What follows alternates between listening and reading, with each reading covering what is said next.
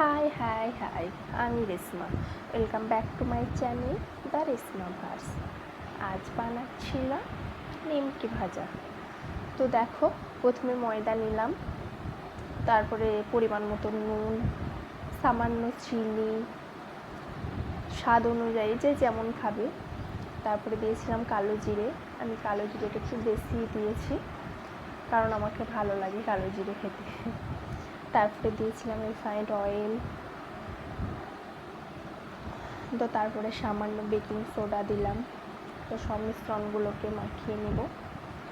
তারপরে সামান্য জল দিয়ে মিশ্রণটি মাখাবো। তো দেখো, মাখিয়ে নিলাম। তো তারপরে এটা একটি সফট ডো বানাবো। তো দেখো কতটা সফট হয়েছে। তো এটা ঢাকা দিয়ে রেখে দিয়েছিলাম। তো এরপর এগুলো বেলার জন্য বড় বড় করে লিচি কেটে নেব। তো আমি 4টে লিচি কেটে নিলাম,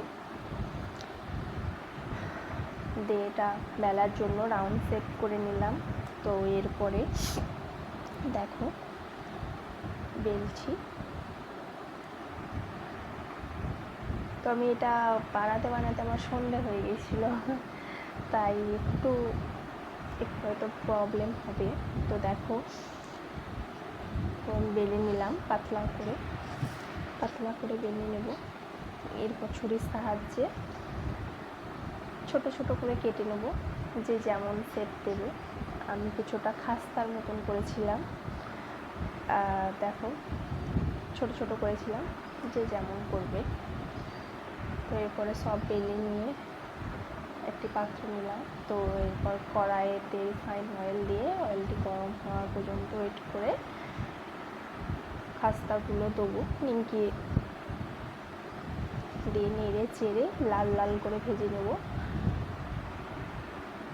দেখো, প্রথমে অল্প দিয়েছিলাম, তো শেষে দেখো কতটা ফুলে উঠেছে, কত সুন্দর। দেখো লাল লাল করে ভেজে নিয়েছি। এরপরে তুলে নেবো একটি পাত্রে।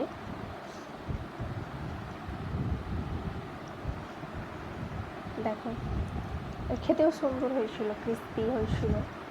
তো দেখো সব কমপ্লিট। এরপর একটি দেখো ভেঙে দেখাচ্ছি। ওকে, বাই।